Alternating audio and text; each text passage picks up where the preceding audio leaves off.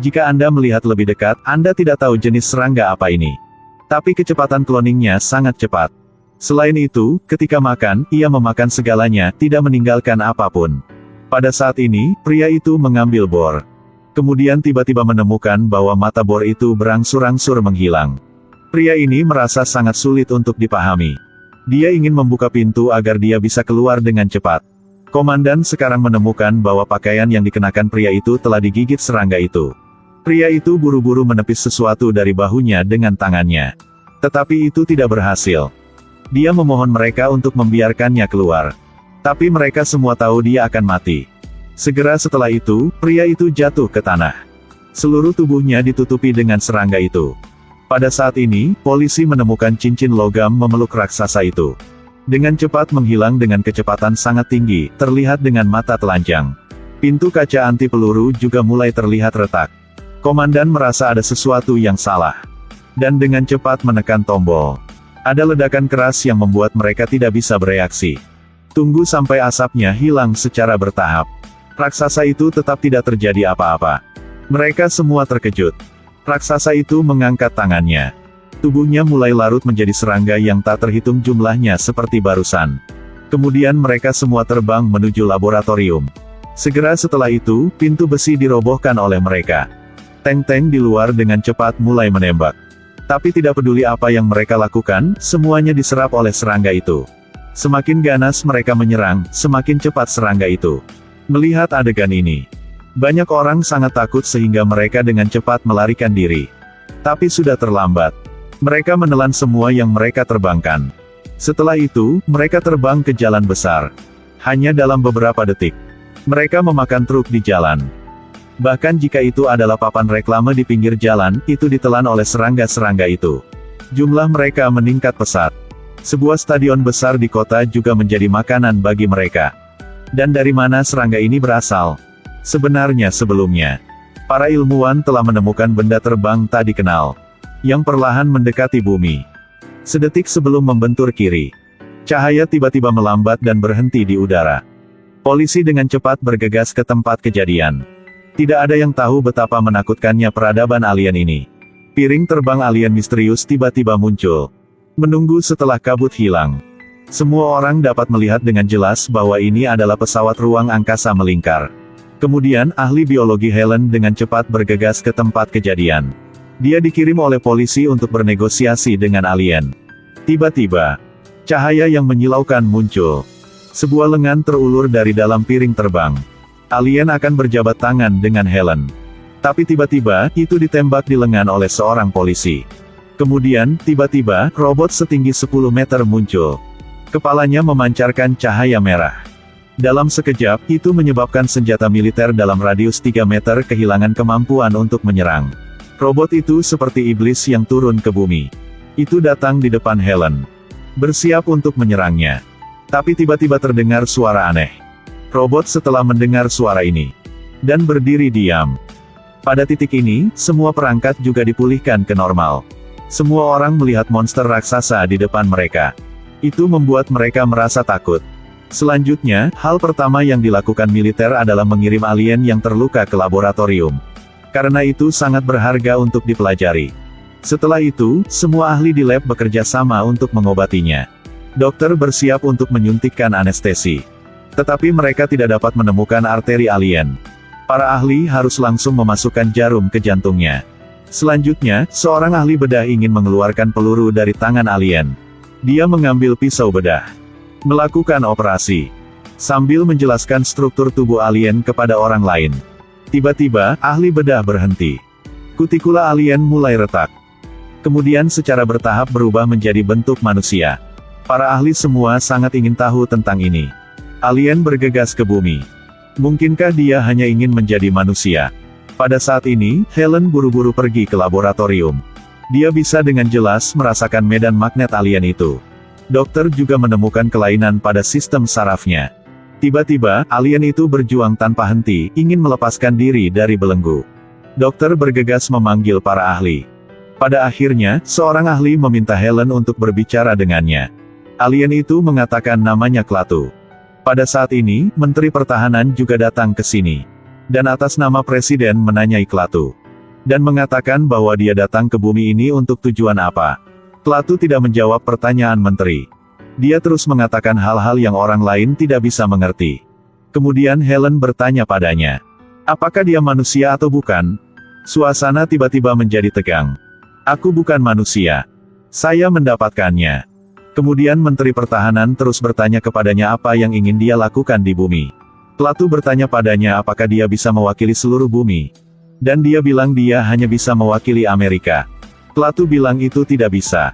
Menteri hanya mewakili sebuah negara, itu tidak cukup. Klaatu harus bernegosiasi dengan semua pemimpin di seluruh bumi. Menteri Pertahanan tentu saja tidak setuju. Karena mereka ingin memperjelas tujuan sebenarnya dari alien datang ke bumi ini. Mereka memutuskan untuk menggunakan pendeteksi kebohongan untuk menangani Klaatu. Tapi dari tubuhnya muncul sumber listrik. Dalam sekejap, dia menurunkan interrogator. Selanjutnya, Klaatu melalui sumber listrik. Untuk dapat melihat dengan jelas situasi di luar pintu. Di posisi apa, ada berapa orang. Tiba-tiba, Klaatu menutup matanya. Para penjaga di luar tidak tahu mengapa mereka jatuh ke tanah.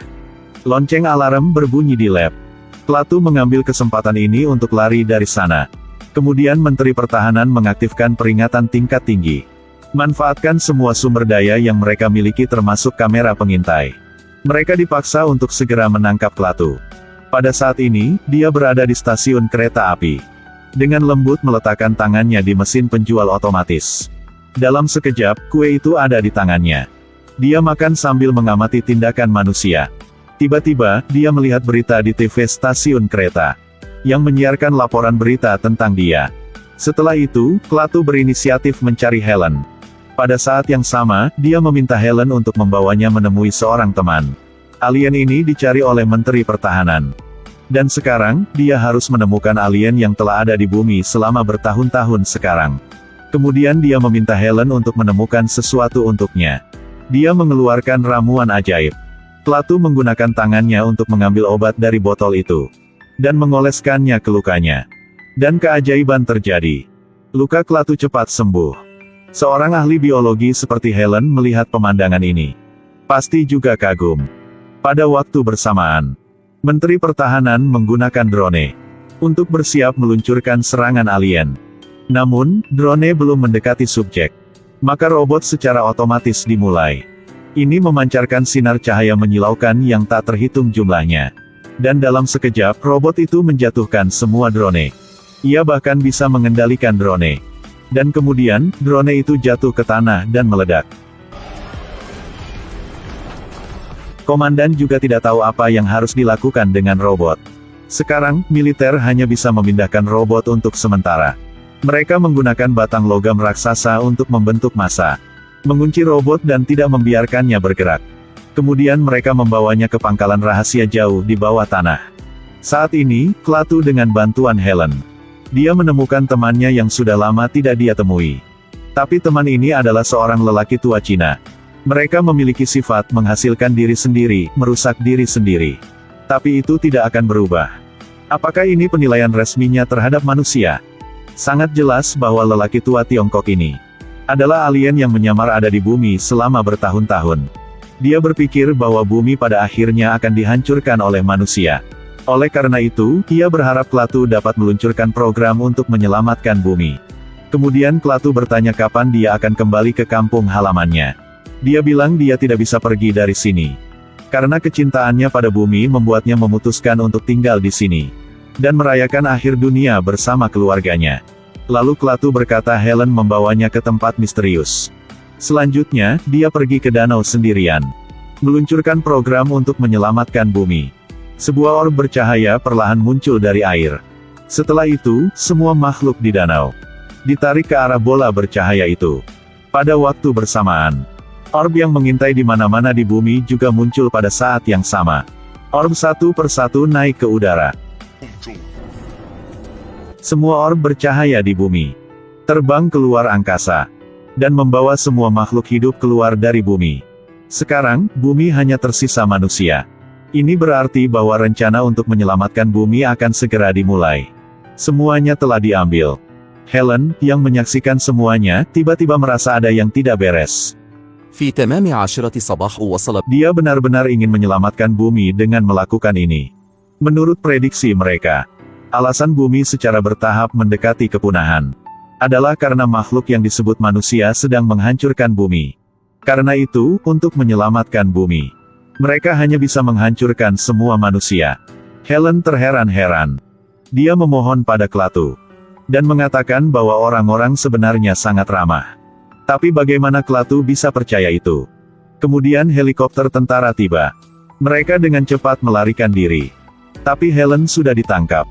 Pesawat lainnya langsung menuju Klaatu. Tapi dia bukan orang biasa. Sinar inframerah diarahkan ke Klaatu. Langsung diubah menjadi alat kontrol olehnya untuk mengendalikan pesawat. Kemudian, Klaatu secara langsung menyebabkan pesawat memasuki mode penghancuran diri. Kemudian dia membawa putra Helen dan melarikan diri. Dan Menteri Pertahanan baru saja tahu bahwa Klaatu akan menghancurkan bumi. Dia kemudian melepaskan Helen dan menyuruhnya pergi dan meyakinkan Klaatu. Segera setelah itu, Helen menerima kabar tentang putranya. Dan memberitahu putranya di mana mereka akan bertemu. Kemudian bocah itu membawa Klaatu ke kuburan. Ayah almarhum anak laki-laki itu dimakamkan di sini. Bocah yang melihat Klaatu membangkitkan orang mati. Jadi bocah itu memohon kepada Klaatu untuk menghidupkan kembali ayahnya. Tapi Klaatu bilang dia tidak bisa membantu anak itu. Orang yang meninggal setelah waktu yang lama. Tidak ada cara untuk menghidupkan kembali mereka lagi. Bocah itu berlutut di depan makam ayahnya dan menangis dengan sedih. Pada saat inilah Helen datang. Dia memeluk putranya dengan erat. Dia meninggalkanku sendiri. Ayahmu ada di dunia lain dan selalu mengawasimu. Sayang, kamu tidak sendiri. Melihat adegan ini, Klaatu akhirnya mengerti sedikit tentang apa itu emosi manusia. Dia mulai percaya bahwa masih ada orang baik di dunia ini. Dan serangga itu telah menyebabkan manusia menerima hukuman yang pantas. Jadi dia meminta Helen untuk menyetir dan membawanya ke suatu tempat. Bersiap untuk mematikan sistem perlindungan bumi. Mobil-mobil di jalan memberi jalan kepada mereka satu persatu. Mereka bahkan berpikir bahwa mereka mendapat dukungan dari Amerika. Tapi detik berikutnya, mereka tiba-tiba diserang. Mobil mereka langsung terbalik. Ini adalah perlawanan terakhir Amerika. Tapi mereka tidak tahu bagaimana apa yang mereka lakukan mempengaruhi orang lain. Orb masih berputar. Klaatu melewatkan kesempatan terakhirnya. Serangga itu telah tiba. Mereka bertiga harus pergi ke terowongan. Dan tubuh Helen sekarang diserang oleh serangga-serangga itu. Klaatu memegang tangannya untuk membiarkannya pindah ke tubuhnya. Kemudian dia keluar dari terowongan. Dia berjalan melewati serangga. Dia terjebak di tubuhnya oleh serangga itu ketika mencoba untuk bergerak maju. Sulit baginya untuk mendekati orb. Pada titik ini, Klaatu menggunakan kekuatan terakhirnya. Dia akhirnya menyentuh orb itu. Setelah itu, tubuhnya berangsur-angsur menghilang. Orb itu berhenti bekerja sehingga semua serangga berhenti bekerja juga. Klaatu mengorbankan hidupnya untuk memberi manusia kesempatan baru. Setelah sinar cahaya terakhir perlahan meninggalkan bumi, kehidupan manusia juga kembali normal. Semoga alien tidak muncul lagi. Dan semoga manusia akan melindungi bumi dengan lebih baik. Klaatu pernah mengucapkan sebuah kalimat. Saya berharap penduduk bumi dapat melestarikan dan melindungi habitat mereka. Semoga aku tidak perlu muncul lagi. Jangan biarkan dirimu menyesal. Terakhir, apa pesan yang ingin disampaikan film tersebut? Saya yakin Anda sudah memahami pesan yang dikirimkan film. Terima kasih telah menonton. Selamat datang dan sampai kembali.